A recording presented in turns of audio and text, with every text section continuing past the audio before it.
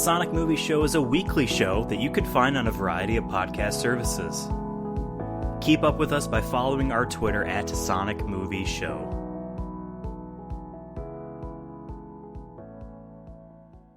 What's up, guys, and welcome to episode 56 of the Sonic Movie Show, the only show that's about Sonic news, and Sonic movie news. My name is Ethan, and with me here today is Devin. Don't be afraid to accomplish your dreams. Is that a real Sonic quote? I just Googled like I normally do. You gotta trust Google. It's better than episode 51's. Today we are not going to be talking about news, but there's been a few things, some new movie announcements, whatever. Is Spider-Man not going to be in the movies? Who knows? I guess we know, but we're not talking about that today. Instead, today, Devin, is a very, very special day. Do you know what today is?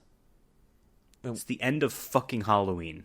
Because it's November 1st. In the future. It's the time of this is posted. Not when we're we're pretending it's November 1st right now and not October 15th. See, I'm sad on literally November halfway 1st. through I don't the want to month. pretend. Nah, I hate Halloween. Let's make a Sonic horror movie. Okay, let's do it. So, there are a lot of aspects we could start with this. Yes. We could talk about what parts of Sonic the Hedgehog is scary. Is it trying to find fun in the games? Is that the horror? Is it the fact that I was so hoping that Sonic Forces would be good, and then they dropped me on that roller coaster, and it was scary. And now you're scared for the future of Sonic, but then the Sonic movie came to kind of make you feel better. And then we got punished by God for liking that movie. So an act of God, yes, the pandemic. We could go down that route. We could talk about what makes a horror movie and start from there. Is Shadow scary, by the way? Do we consider Shadow? I guess we do have Were Sonic, right? I think the Sonic community has officially stated that Shadow is baby. So, I guess no. But there's Were Sonic, right? The Werehog. Werehog, which sorry. means man pig. But yeah. Because we can always... That could also be a possible avenue. But I think we should start with what you said. Yeah, but he had big, rubbery, stretchy arms. I think we should start with what you said in terms of what makes a horror movie. And then there's, the different subgenres of horror. You have horror thriller, you have horror slasher, you have more like gory films like Saw, gore porn. You have comedies, you have horror comedies.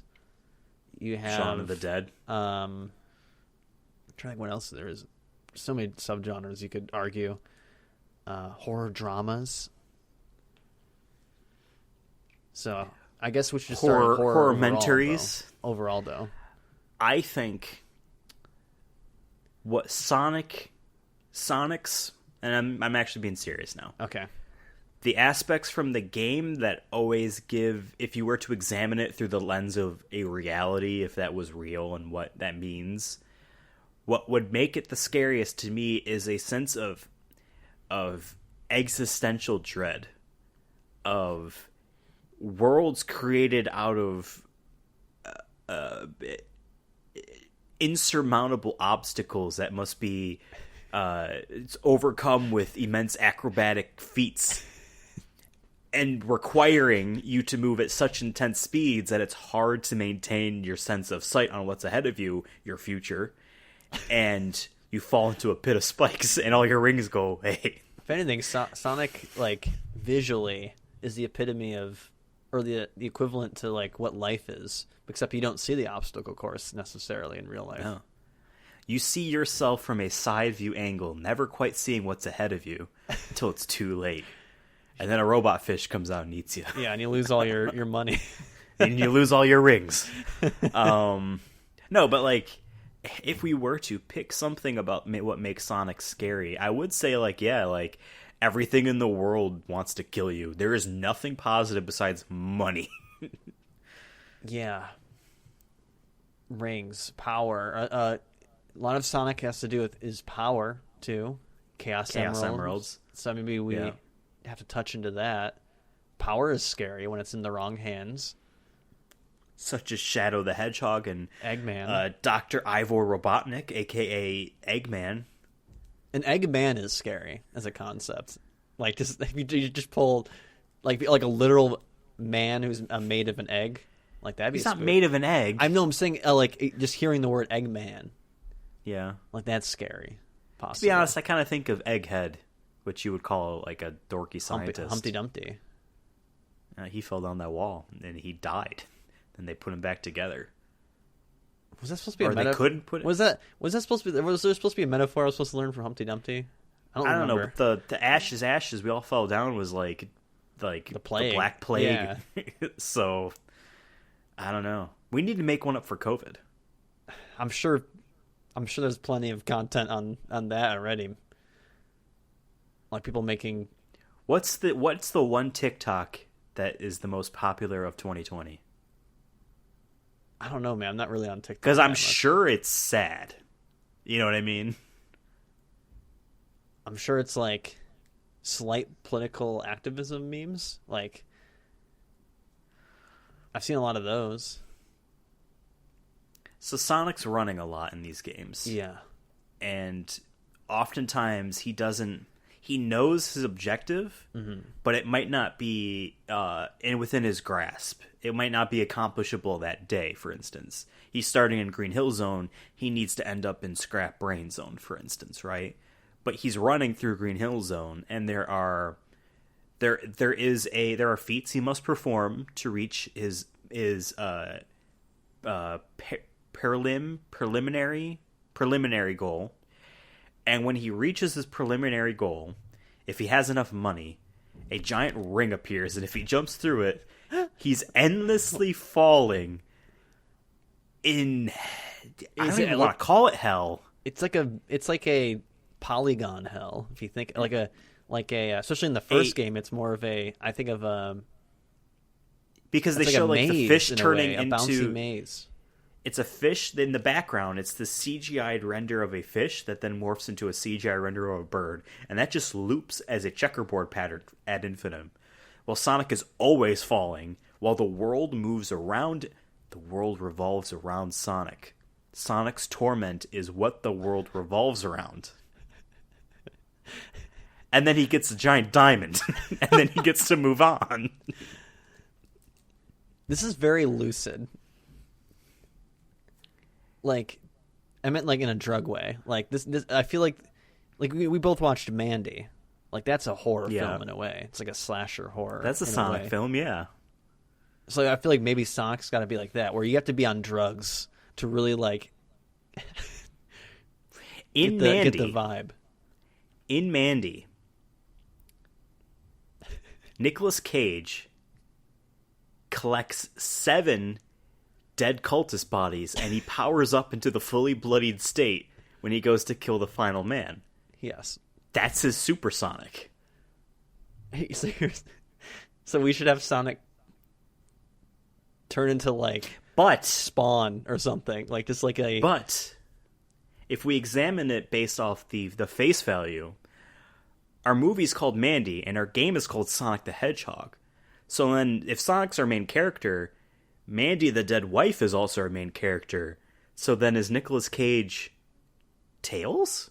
Is he us, the audience, avenging Sonic? The little... Mandy had... Nicolas Cage and Mandy had such little time together on screen to show their true love and, if you were in a video game, the fun in playing the video game. The rest is this endless torment. And if Mandy is the main character, Sonic the Hedgehog, who is dead, the fun is dead, and we are Nicolas Cage, the viewer, audience member, gamer that has to run through a perpetual hell. You're saying Sonic isn't even like really in the game. It's a dude, like a gamer who goes on like a murder spree. It's us. It's us? Because he's trying to get the fun back, but it's gone. Because 90% of these games suck. So are we going after Sega? I kind of like the idea, like, we don't have to make it actually man versus his own reality. There is no end goal besides release. Here we go. I think we should do a horror slasher. And what in a horror slasher, you need a lot of blood, right? You need victims. You need a killer who's, like, so out there that that's what's scary about him, is like, oh, he's past the point of no return. The killer is, or you have the slasher also could have a motive of some sort. Like there's a curse, like Jason. Jason won't die until he gets vengeance. So I think we like in a slasher film, it has to be one of those two things. Either they're so deranged that they're just a psychopath, or they have some sort of vengeance motive. I feel like if what you're saying is more of a vengeance motive, where the Sonic the Hedgehog gamer is so pissed off about Sonic sucking, he needs to take vengeance in his own hands. And who is he going to take vengeance on? Sega. And so then, and here you go too. And then they add maybe where the perspective is following the killer, because usually you have the perspective being, in this example, would be a Sega employee, maybe the environmental designer or something. You know what I mean? We start small. We start with a lowly QA tester that had no input at all. Yeah, we move on, and yeah. But here's where I think we can make it a little bit more interesting: is we follow the killer's perspective the entire time. In the killer, in his reality, because the killer is us. Yes, in the killer's reality, he sees Sonic in his world, telling him to do these actions.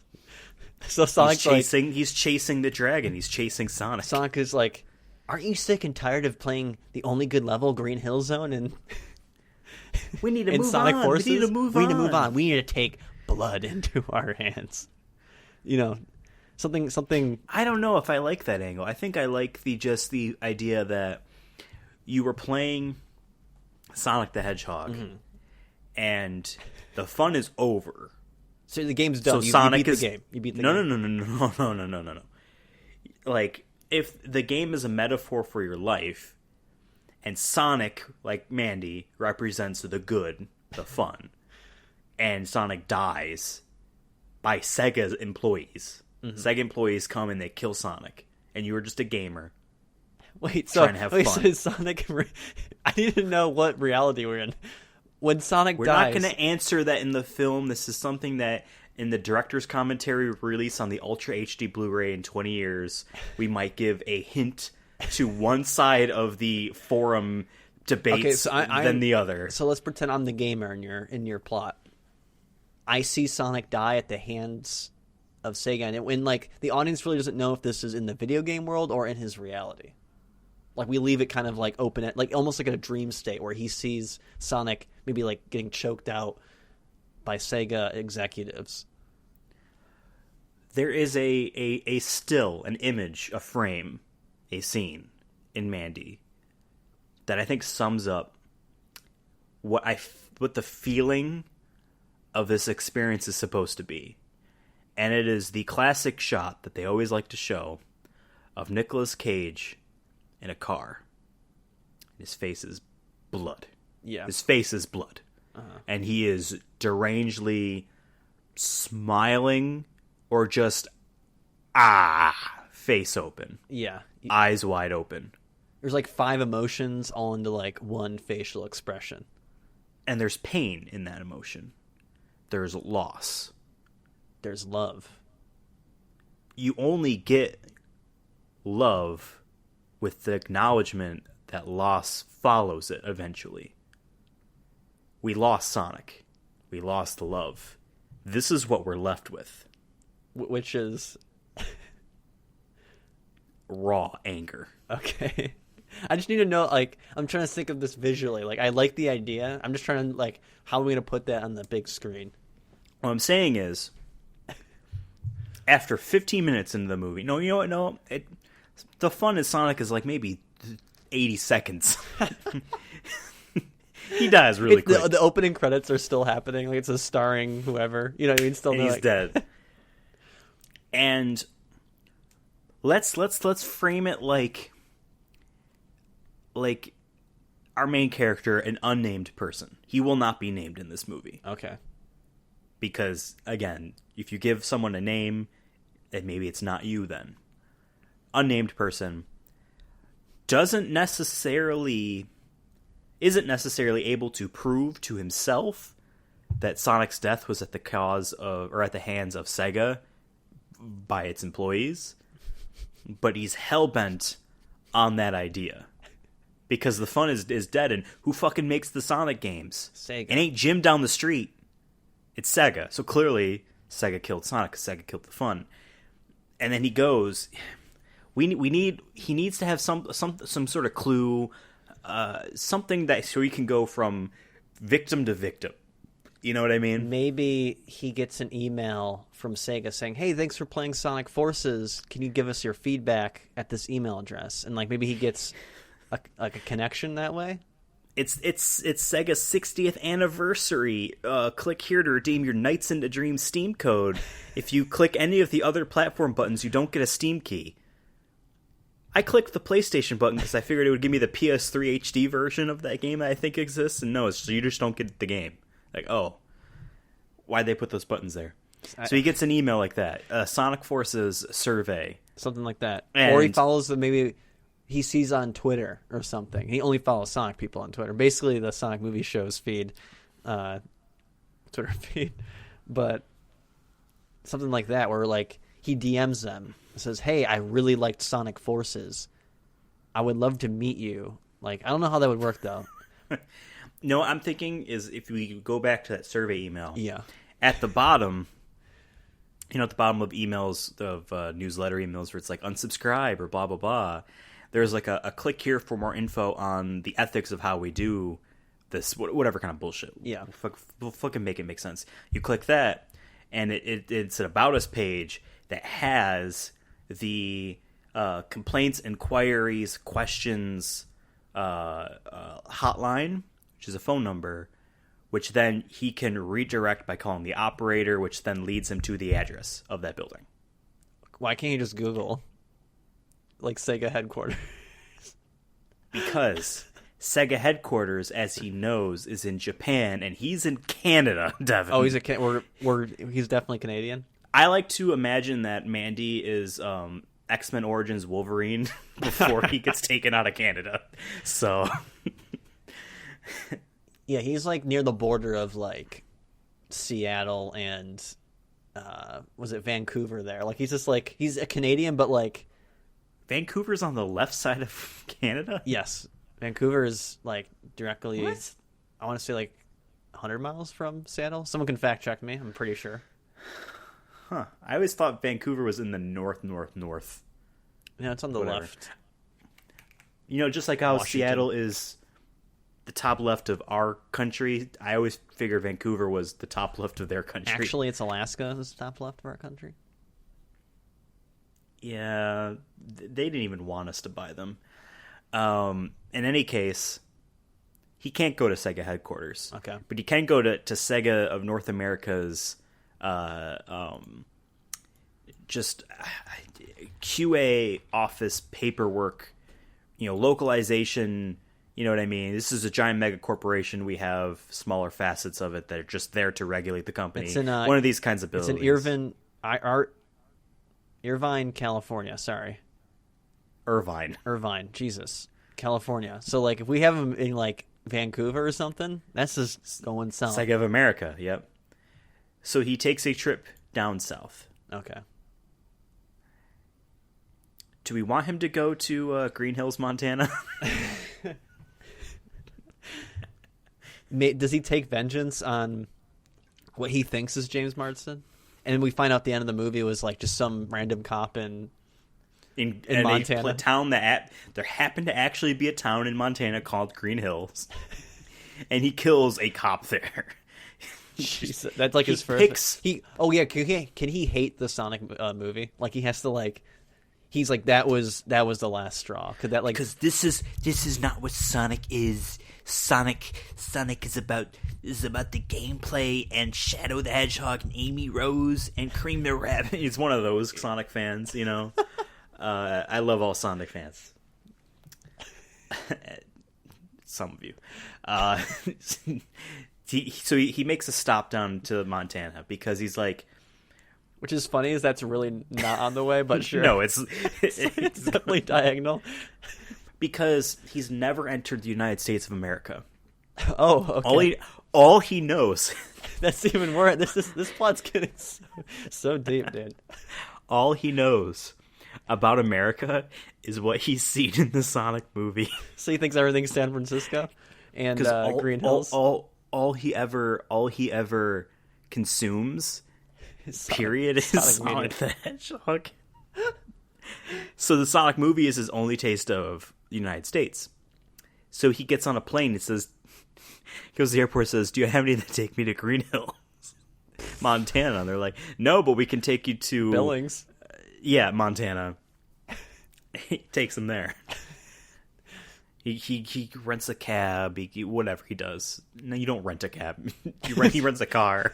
Takes a cab to Green Hills. Yes. Again, kills the cop. Just he walks up and with his right hand thrusts it like an uppercut to grab the plaid overshirt that the cop has, lifting him up in the air. Because this Sonic gamer, he's tall. You know what I mean? He works out a lot.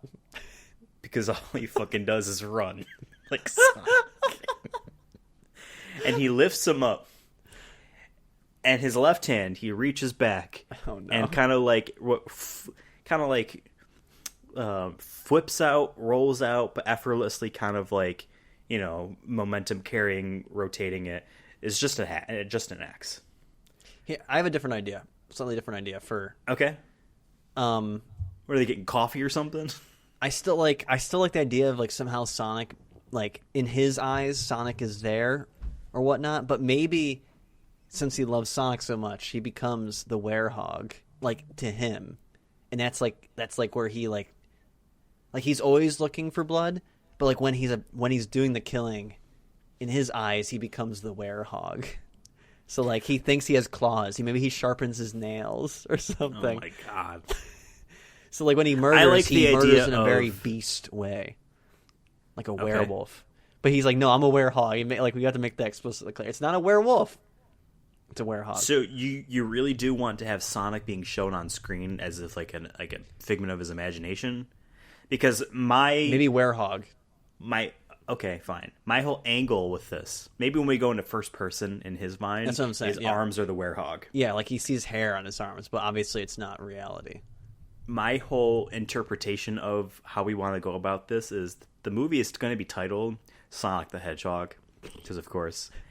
And by not showing Sonic the Hedgehog in it beyond the first 80 seconds of his dead corpse and a Sonic or a Sega van driving away or whatever you want to just like, maybe it's just like a utilities van and he thinks it says Sega. That's how he thinks it's them. I like the idea of, you know, it's the movie's titled Sonic the Hedgehog and it's obviously a murder spree horror film. How does the title relate to this concept besides the obvious plot? Is that it's the fans. Sonic the Hedgehog is the fans, and the fans are fucking nuts.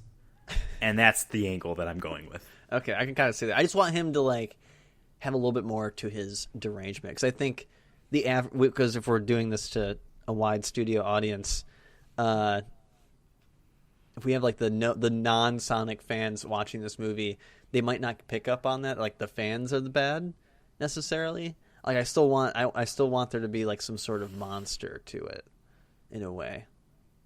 Like I said, maybe when he's killing, he sees, like I said, he sees unbridled strength. You know, he does need to have that. Yeah, some sort of supernatural vengeance power. Like Mandy, you know, just won't. Or Mandy, Nicolas Cage. I feel like just no matter what, nothing will stop him because he's just like a tank at that point. Like you can shoot him 5 times, he's still gonna come get you. Jason's like that. What's his name from Halloween's like that. Yeah, like almost like a tank. That's what I'm saying. If he thinks he's a werehog, then he thinks he's invulnerable. Yeah. So I do want him to go to Green Hills. I do want him to kill the cop. Yes. I do want him to. This is the moment of levity. Is he buys a map, take him to San Francisco. Oh, you want him to buy a map in, like at like a gas station or something? Yeah, exactly. Travel agency. He's like, whatever. There has to be one scene where he goes to like the clerk and he's like, "Do you have any maps of California?" Like he's just like super weird because he doesn't know how to talk because he sits inside all day and plays Sonic game. Or no, actually, can he talk just like Sonic? Like he does a Sonic impression when he talks to people. Hey, Do you guys got any like maps of California? He gets a map. Hold on. Kids having fun outside. I couldn't tell if it was fun or fear. Or the Sega killers outside your house. Breaking the fourth wall. He's coming for you. He's like, I heard people talking. Sonic, the Sonic movie show is the end of Sonic being fun. Oh my god. I wanted to cut that out, but now I can't. He gets a map. And he drives to San Francisco. Is Anaheim north or south of San Francisco? I think it's like right next to it. No? I'm pretty sure it's like right next to San Francisco. San Francisco's like towards the middle. It's like on the upper half of California, but it's in the middle, right? It's Anaheim near Los is Angeles, south, sorry. Right? So south, yeah. Okay. San Francisco is north. Yeah, we're Sacramento. Okay, so then this works out good then because he drives to San Francisco. Because again, the only parts of America he's seen is in the movie, and he's socially awkward because he's fucking a murderer. He goes to the Transcontinental Building, and he tries to get to the roof by doing that same scene. Oh, yes, we need a reason for him to go up there. That's what I'm saying. If we had like some sort of like sonic voice in his head or something that can tell him to like, you must find the ring at the top of the building. Do we ever want the movie to show his train of thought, any self-doubt, any humility that he might have, or is he just the killer? You know what I mean? Yeah. Also, here's another thing. That doesn't answer my question. Which one? Well, before we go in that, I just want to say, do we want any sort of secondary character, like a secondary point of view, like following him, like a detective of some sort? Like maybe he's always like one step behind? Because I feel like this movie will go by quick if we're just killing. Yes, we're just following his point of view. It's the only friend he's ever had, and he doesn't know who they are in real life because he found them on a Sega fan board, like Xbox Live or something. Yeah, because his deeds have been popping up in the news, and the Sonic fan friend has been following. He's like, I know this man. All right, yeah, that's or maybe he sent messages Shadow to him Lover beforehand. 69. Maybe he sent messages beforehand, being like, I'll fix Sega the needs, problem. Sega needs to go down. I'm tired of Sega. I feel like we lost the plot here. We were starting off so strong. Okay, let's go back to here. So he gets to San Francisco. He needs to go to the building. Maybe he needs to burn the building down because he hates the Sonic movie. Like if we're doing the whole Green Hill cop killing. Okay. I know that's like another level. Maybe that's how he gets Sega. I do want him to try to get to the roof by using the same excuses that they do in the movie. Instead of having Sonic in a duffel bag, he has the body of the cop in the duffel bag. Oh my god. He's been carrying it with him this whole time. And then that's how his friend he's trying to joke. He's trying to make the jokes as if there is a Sonic person in the bag, and they're like, "You have a child in your bag?" Like, yeah, and he's child. He's not mine. He's just talking to himself and like, and instead of saying it smells like underwear in here, shit. He's like, it smells like a dead body in here. Like it's just super on the nose. Maybe there was like some sort of like blood dripping from the bag, like a trail of blood or something. Yeah. Like, yeah. How does he? It's a huge duffel bag, or it's a small cop. So he gets to the roof. How does he burn the building down? Or maybe he takes someone hostage up to the top of the building and says, "I won't let her, or I'll push her off unless Sega, whoever the head of Sega of America is, comes and meets me." Like we have to have. I feel like that's such a stretch because that's. Now we're into like a domestic terrorist territory. Like I feel like there has to be a reason why he's going to the building. No, because he's Canadian. It's not domestic. It's foreign. You're right. Fuck. which we will take very seriously if it's not from within. Yes. The FBI probably won't even let him get into the building. There's got to be a reason. Maybe he does find a ring or something at the top of the building that somehow like can lead him to the Sega headquarters. Okay. You mentioning that, what I really want, again, you brought it at the beginning of this episode, for the beginning of this movie rather, is an uncertainty whether or not this is real or not. Yeah. You know what I mean? Or if this is just his derangement. What I want is that the further we go in, the more and more obvious it is that no, it's not real, it's this derangement. But I would love at the very end of the movie, maybe he's in jail or whatever. He's alive, but he's captured or whatever. Yeah. And through his jail bar window or whatever, just a little ring pops through. And that's how it in front of him. That's how it ends. He looks at it and he smiles, and that's how it ends. Jesus. You know what I mean? Where it's like, he was right this whole time. Then we cut. I think it'd be even funnier if he had a narrator who was like, he was right, in case he didn't pick up on it. But you don't use their narrator at all. Yeah. It's there. It's at the very end. We get the voice actor of Sonic to say he was right. Okay, so then if we want to end with that, then he gets captured. Then that means we can still do that. He takes someone hostage at the roof of the Transcontinental Building, but he just gets taken down. You know what I mean? They don't take him seriously.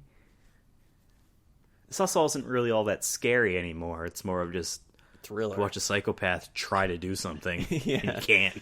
I feel like if he gets to the top of the here we go. He gets to the top of the building, gets a ring, and the ring will let him get into the Sega headquarters from the inside instead of going through the front door. Like, he can throw the ring, and he can then enter into Sega headquarters. But again, if we do that, then we can't have the punchline at the end of... Well, the thing is, like, yeah, we were like, oh, that's obviously not real. And, like, you're probably thinking... We would have to show that somehow then, I guess. Well, I say, like, maybe, like, when he gets captured. I'm assuming he's getting captured at Sega headquarters after he, like, goes on a murder spree, right? And, like, maybe the cops are like, oh, he must have came from the back. Like, they'll suggest that, like, oh, he came in, he just broke in. But in his reality, he teleported okay, so there. He gets to the... There's nothing... He's not doing anything to the Transcontinental Building, but he knows there's a ring up there. Yeah. He gets the ring. You know what I mean?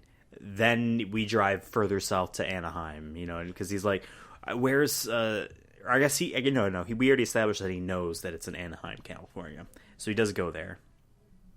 He does go through the back. And he just kills people. Because, again, this is just an office building. Yeah, we have like a 30-minute, like... Usually in a slasher horror film, the movie's like maybe an hour and a half tops. Like, it's usually a short film. So I feel like maybe like in the last 30 minutes, it's just like gore fest. Like, we just like, how much blood can we like show on screen? Like Dead Alive. Like, Dead Alive has the famous scene where he has the lawnmower and he's cutting through all the zombies, and it's like 15 minutes of just like over the top blood. Yeah. Like something like that. Again, like, it's the hardest thing to really to think through, because it's just describing the actions of how he kills people. But essentially that, yeah. Maybe his last kill is the head of Sega or something. Who is he grandson thinks it's the head of the old one. He thinks it's the head of Sega, but the head of Sega is actually like in Tokyo. But we don't find out into the end that, like, oh, we're lucky the company can stay afloat or something. Like, they have to say that he killed the vice president instead of the president. You know what I mean? But he didn't know any better because he was just in a killing spree. Like, he just, you know. And I think at some point, some of the employees have to be able to get out of the building. Maybe he should. Does he tie up like the front door or something? Like, do we want him murdering everybody, or is it like just like? I like the idea. Well, I would imagine this is a big building with a lot of people. Yeah, he's not trying to eliminate everyone, but like, he is going through a set path through there, and everyone in the way dies. You know what I mean? Like, he's just trying to get to the main office. He's not going to deviate to chase someone. So someone runs away, they're good, or they're safe. You know what I mean? But like, if you're in the way, those claws, baby. Those werehog. Stretchy arms kill him. Here's another thing too. Maybe he doesn't so he's on his path, right? He gets to the main office where the VP is or whatever.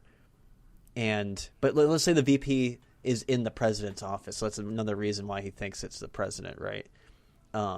Let's say he doesn't immediately kill him. He maybe ties him up or something.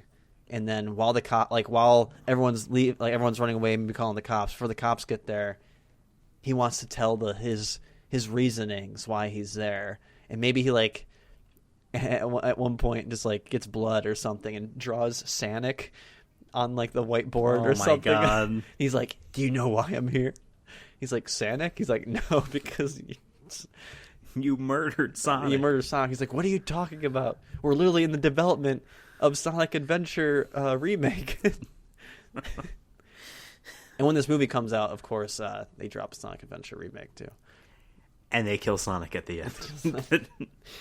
But yeah, something like that. And then eventually the cops come and arrest him or whatever. Yeah. Yeah.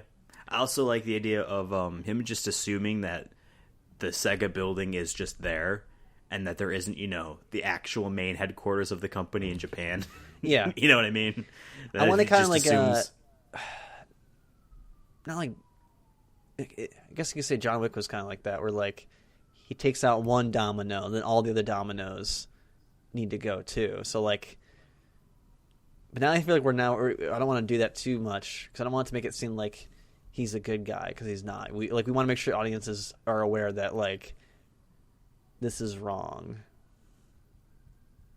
We don't want Venom. Yeah, we don't want Venom. We don't want Venom. We definitely want a more of a like I said, Halloween, where he's taking vengeance, but his vengeance is definitely not justified. So he kills who he thinks is the president. Yeah, but the president isn't there. Obviously, he's in Japan on a meeting. Who is the final straw? What he thinks is his ultimate release, and isn't, and learns it isn't when the person's dying, or maybe when the police catch him, or maybe let's just assume after he kills him, he sees a badge, or he finds his employee badge in his pocket, and it says that he's the vice president or something. I don't even want him to be that important. I want it to be playtester or something like that. Oh, you want him to even be okay? He just saw the title on the door and just went in and assumed intern. It just says intern. Damn, it's even worse. It says unpaid intern. Sonic fan, just like you. So we don't want to kill him off, right? What are you talking about? We don't have nothing to do with Sonic here. We're making the Yakuza game. Get away! What the fuck is Yakuza? We're making Alien Isolation 2. Come on. Or no, I guess they published make another Alien game. I mean, they have the license. This is the Alien license. They can make those games. So we don't want to kill him off, right? Because we want that ending, right? Yes. Okay. And I would love if this never does get a sequel, but that's just the thing of he was right the whole time. If you didn't we'll understand get a sequel that has they'll miss the entire point. It'll be 10 years from now, made by other guys. Yeah, it'll be made by a completely different team who's oh, we just think he's cool. Yeah, we really felt for him. Yeah, he's no, sympathetic he's supposed to be when fandom goes bad. Yeah. I guess that's it. I guess so. Was that scary? So, roughly an hour and a half. Yeah. We did discuss a possible second character, but I feel like the only second character, like you said, could be his friend or something, who maybe the police are kind of on his trail, but they don't know where he's going to go next. But then I feel like the cops will just be called when he gets to the Sega building. Yeah. But maybe it's more just you were too late. You were too late. Maybe, it's one of the, I think it should be one of those things where you do have that secondary character following through this investigation, the leads or whatever, but then the climax is happening way too quickly and comes way too quickly that we stop seeing him for that last half an hour. Yeah. and then we only then see him at the very end after our killer is being put behind bars, as in like the final, closing of that loop of him writing his story on fucking SegaFanForums.com or whatever. And maybe that's maybe we're talking about a narrator. It's him. But then he wouldn't know about the ring though. Maybe he's following a report or something, and I don't know. Yeah. The end. Do we want an after credits or? Oh, okay. It's him arriving in like Tokyo or something. Here's our after credits. Okay. Because the before credits is the ring coming through the window. He sees it. He smiles. The after credit.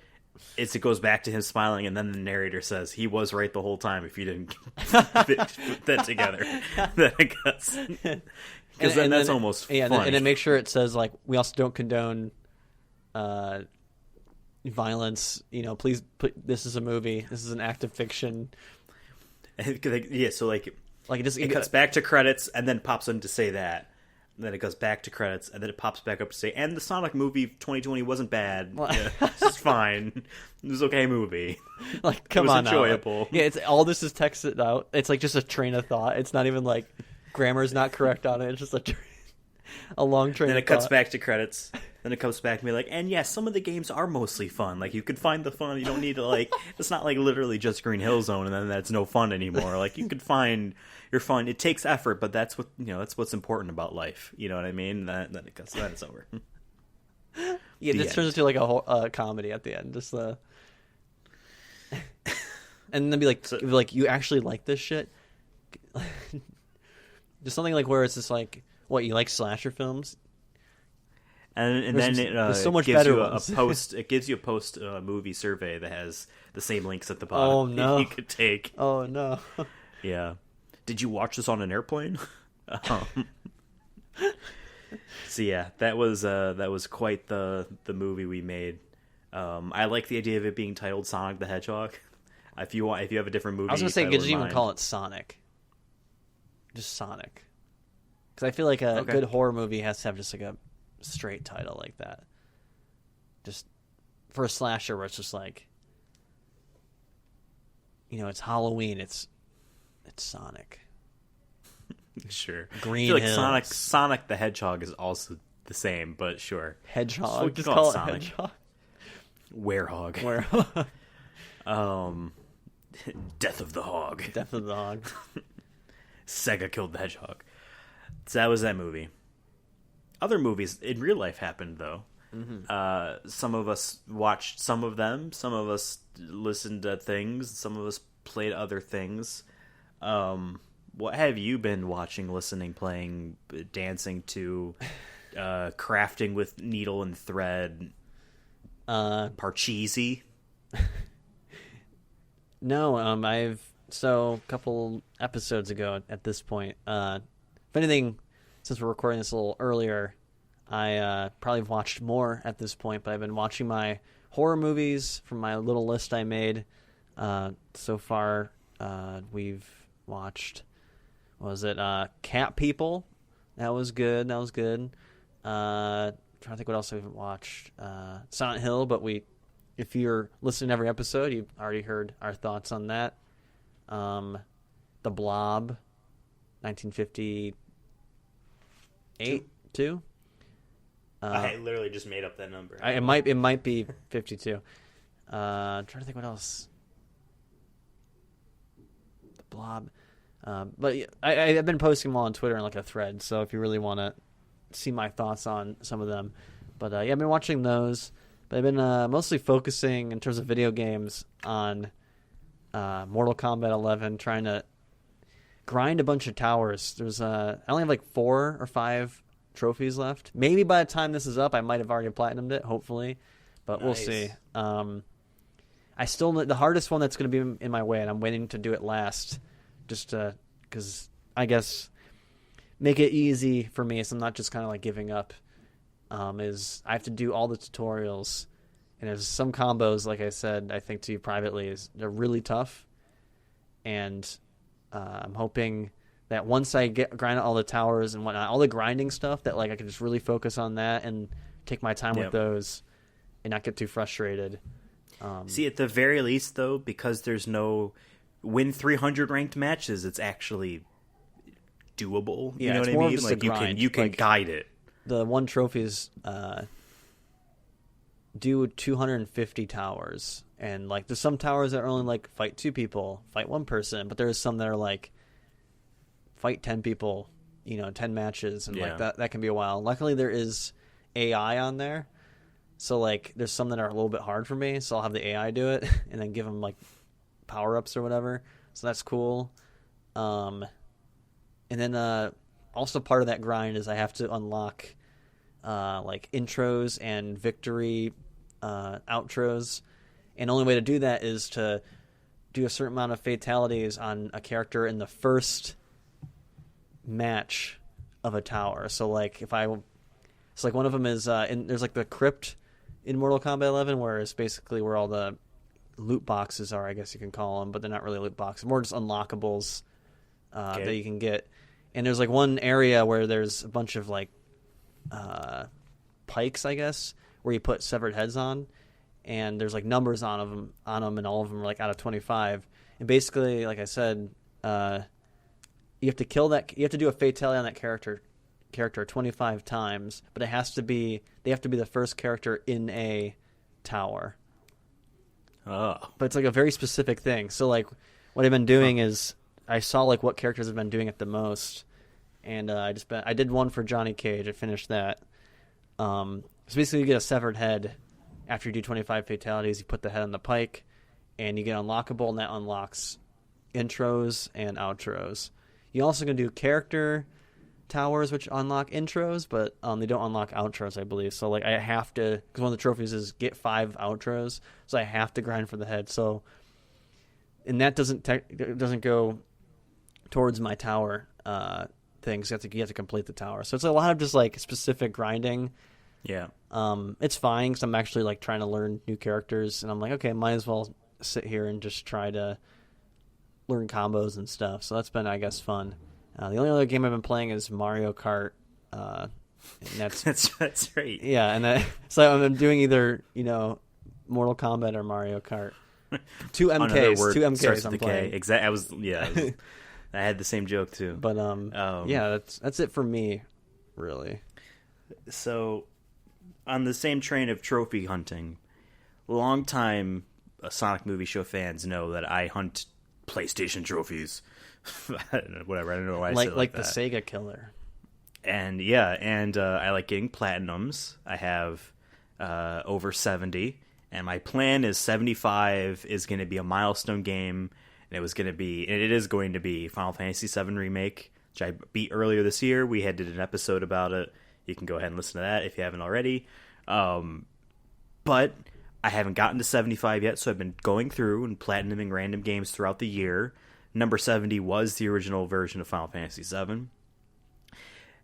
I have a bunch of games that are close enough I could platinum, and if I put in like a weekend's worth of like hard work at it, then I get it done. Sometimes it's just not what I want to do. It's not fun. And then is it worth it to do it if it's not going to be fun? Probably yes. Or I could buy really cheap platinums, games that just have easy platinums you get in 5 minutes. In any case, one of the games that was like that I did finally get is for a little known game called Minecraft. Never heard of it. Now we talked about existential dread, the anger in which fans bring upon their communities, and a sense of loneliness in an unforgiving world. And Minecraft fucking sucks. It's a fun game, but like at the drop of a hat, it's like, yeah, you lost all your shit. And it's like, well, I just don't feel like doing this shit anymore.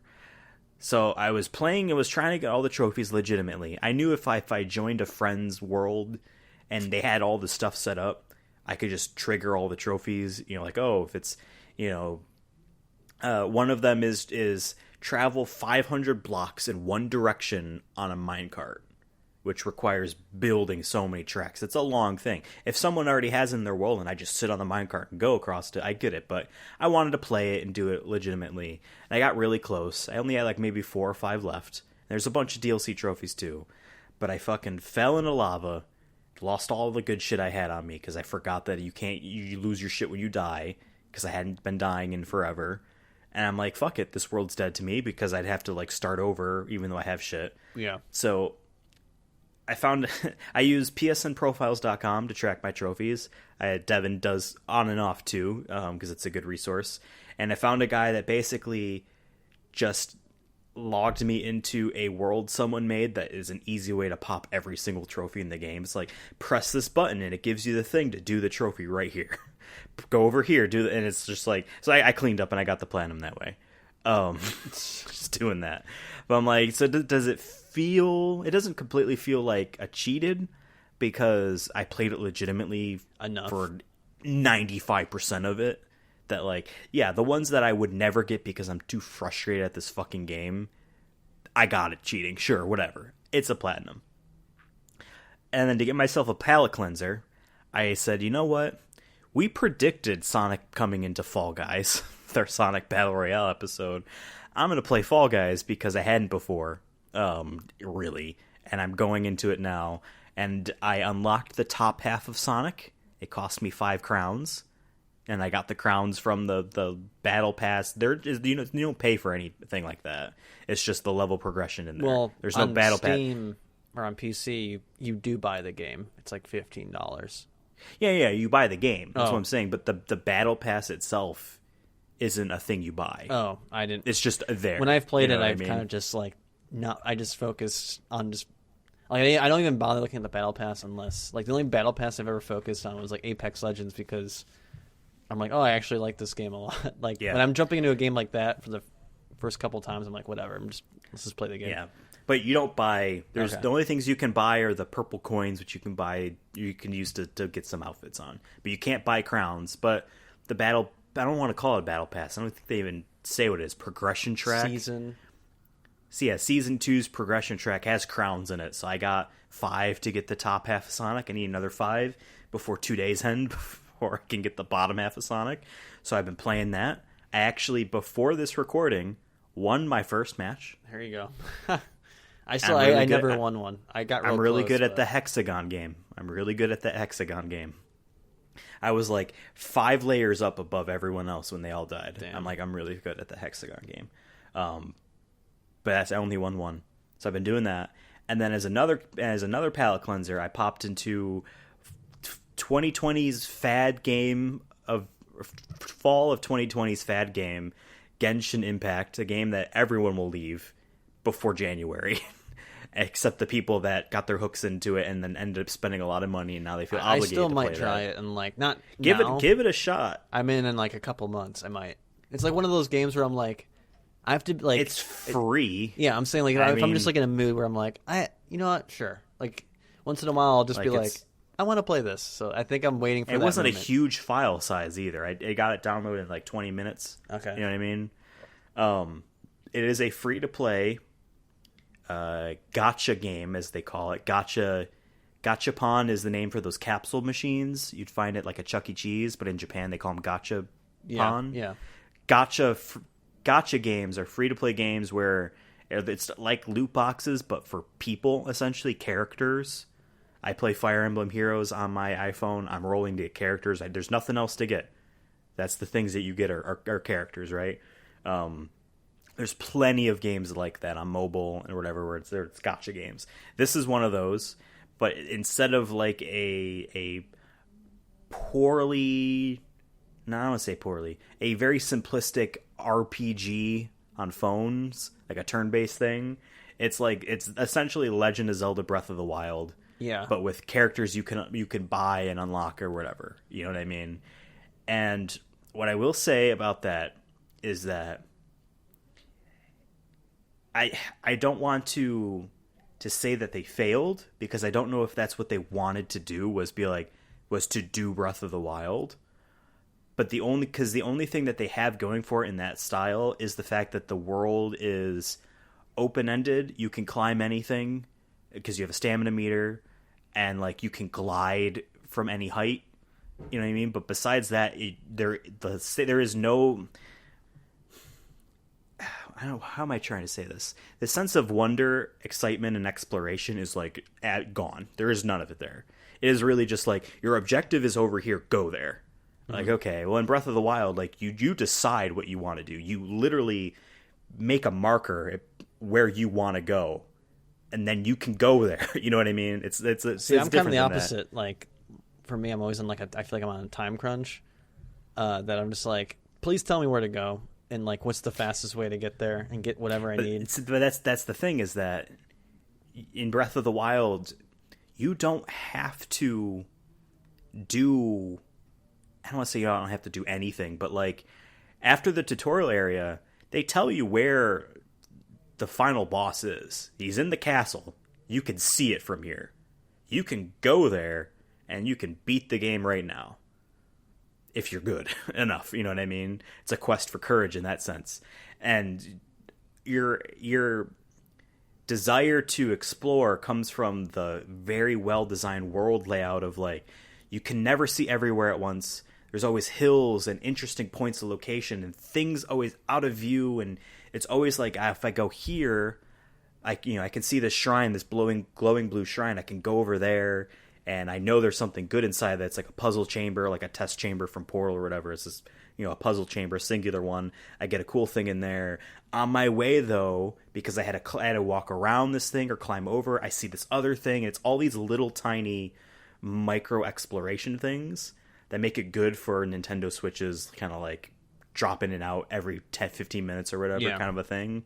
Genshin Impact doesn't have really any of that. It is really more focused on the minutia of numbers in combat, essentially, because they want to make sure that there is a variety in these characters that you can be getting, and why you would want to be constantly working at upgrading. You know what I mean? It's just a lot of numbers in that sense. Like, but it's not fun, and it's free, so I think it's worth checking out. Some of it's very weird. One of the they do there's like a give fairy, you characters. Right? There's like a, and actually the little Paimon is her name, is the fairy, and I actually do like the voice acting for that character. I think she's a funny, cute character. Some people hate her. I think that there are a lot worse characters in that game in terms of how they're written. But there is one of the characters that you unlock that you can play as that has bells on her shoes. So whenever you're running as that character, all you can fucking hear is the jingling, and I don't understand why they decided that was a good idea. But yeah, and it, of course, like, this is a game made from China, and in China they have rules over loot boxes and stuff. You must disclose the odds. So even in the North American version of Genshin Impact, it discloses the odds of everything that you could get. And lots of gacha games do. They have, like, there's a bunch of events that you can pick to do your randomized pulls from, your loot box pulls from. So like, oh, this event is themed after this, and here is the one or two title characters for it that you have a chance of getting. Here's all the other stuff that you could get from it too, and they're odds, right? But if this other one here, it doesn't have those two characters, it has this sword and this character instead, or something like that. Because there's items that you can get. There's a bunch of different weapons and books and shit. Yeah. The title characters have a percentage of like 0.185%. Jesus Christ. And it's like, and like in like other gacha games, like the Fire Emblem game I play, if you do a complete round of pulls and you don't get a 5-star character, they increase the odds, because then that's how they get you to do it again. Oh, I didn't get it this time, now it's at 2%. Do it again. Well, I did spend $10 more. Now it's at 5%, though. It's a bigger chance. No, I still didn't get it. That's how they kind of get you. You know what I mean? Like, I saw a good thread that was examining how there are people that are like, this is the free-to-play game for me. Finally, there's a free-to-play game that respects me, that I love it, and it's great. And the thread was examining, like, you're not necessarily wrong when you say that, but it's just simply the fact that they found a free-to-play game was made that found its hooks into you. Like, people like Candy Crush. Yeah. You might not like Candy Crush. You know what I mean? It has its hooks into some people. It's all the same triggers free to play and then pay for shit triggers that lights up the brains in the exact same spots. You know what I mean? It's the same things. It's just how it's presented, the order in which it happens. You know what I mean? And so this is one, because it is a AAA like game that's free to play. That's basically like a Zelda game. They spent more money on that game than CD Projekt Red did spending making The Witcher 3. Jesus. By like $14 million, they spent more. You know what I mean? Like, there's a lot of polish in this game, so that's why it gets its hooks in a lot of people. I'm not gonna probably go back to it, but I do think it's worth looking out because it's free. But before I finish, and it is funny that we've been talking about these past 2 episodes, but as a third palate cleanser, because I played a game about falling down a lot, whatever. It's bright, cartoonish, colorful, and I got Sonic the Hedgehog's hat. And then we're talking about an anime Girl City Zelda game, whatever. Yeah. I needed something harder. I needed something that I had downloaded on my hard drive from PlayStation Now. Pornography? For a year. No, that's on a thumbstick. Gotcha. That I'd never touched because I had a lot of other games. So I finally started playing Doom. 2016's reboot of Doom. This game is fucking awesome. I'm super late to the party on this. Everyone knows that it's awesome.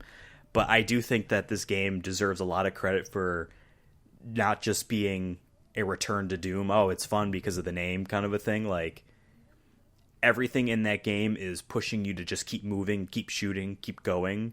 Like, the design of it is weirdly enough very Nintendo in the sense that, like, what is your main thing you're doing? What is the fun is derived from what action? In Mario, it's the platforming, it's the jumping. In Zelda, it's the exploration.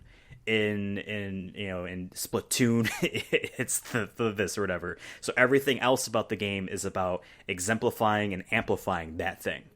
Mario's power-ups make the platform even more fun. Cool things in Zelda make you want to explore even more, right? In Doom's instance, it is simply the constantly killing things in fast-paced action. So if you damage an enemy enough and don't kill them, if they're an inch with their life, they flash and they're staggered. If you do a melee kill on them, it's a glory kill, and then they just spew out ammo and health. So your shit's refilled. You don't reload guns, besides the super shotgun, which is like a double-barreled shotgun. Yeah. That is just, you fire it once, and then he does put a thing in there. But there is no press square to reload. There is no reloading at all. At all. You pick up ammo, and it's just in there. You know what I mean? You get a chainsaw that has fuel, that if you kill someone with it, they just explode into all this ammo. There's power-ups. There's just, you move so fast in the game. You aim so fast. There's so much motion blur to make it so that you don't throw up, because I would throw up if that game didn't have motion blur. There's been games I've played where it's like, go fast, and then I'm like, am I getting nauseous? Yes, I am. Yeah, the motion blur is unfortunately one of those things that's like highly taxing on a graphics card. That's why it's a PC setting that's not usually on. It should be on by default for a lot of things, because I was playing the Spyro trilogy a couple years ago, and you could turn motion blur off on that, and I got nauseous playing Spyro the Dragon. You know what I mean? Sonic Adventure 2 needed some motion blur. That's for sure. To help the blue blur. The Doom game is awesome. The trophy list is easy. Beat the game on any difficulty. Find all the secrets, which show up on the map, like as you're playing it. Yeah. And obviously there's guides. It doesn't matter what difficulty you play the game on. And that's coming from Doom, which like prides itself on having like 17 ultra hard difficulties. But you do need to beat the first level on the hardest difficulty, which is whatever. That's where there's like only 2 different types of enemies, and there's like 5 of them. Super easy. So I'm going to platinum this game. I also need to platinum Last of Us Part 2, and then Final Fantasy VII Remake. And then that's it for me for this year.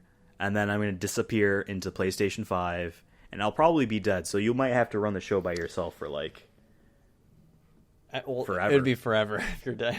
If I'm dead. Unless you're in the purgatory Silent Hill realm. That's true. But if so, okay, I'll be there, but if they do end up making a Silent Hill game again, I think that brings me back to life. Is that how it works? Yes. I think so. Because I will buy that. I think so. If you were bored enough to listen through all of this, I'm sorry. But I will congratulate you with giving you instructions. Follow the show on Twitter at Sonic Movie Show, and to keep up with us, Devin's probably finished up his Halloween movie list thing, but you could find it there. He is on Twitter at CURSONA YouTube. I am Ethan. I'm on Twitter at Ethan Absolutely. Check out the other episodes on the Sonic Movie Show's feed that you're already at. We do a Vin Diesel thing, which actually came out today. Whoa. Episode 8, Triple X, came out today. How awesome is that? We haven't recorded it yet, but it came out today. Triple X, baby. You know, there are 3 of those movies, and Vin Diesel's not in the second one. It's bullshit. But Ice Cube is. Well, Ice Cube is canceled, too, supposedly. Yeah, what was that about? I'll tell you off. Damn, you're gonna keep the audience on a cliffhanger? Y'all can look it up. Damn. Man, it's gonna be cold in hell with Ice Cube there. Goodbye. Bye.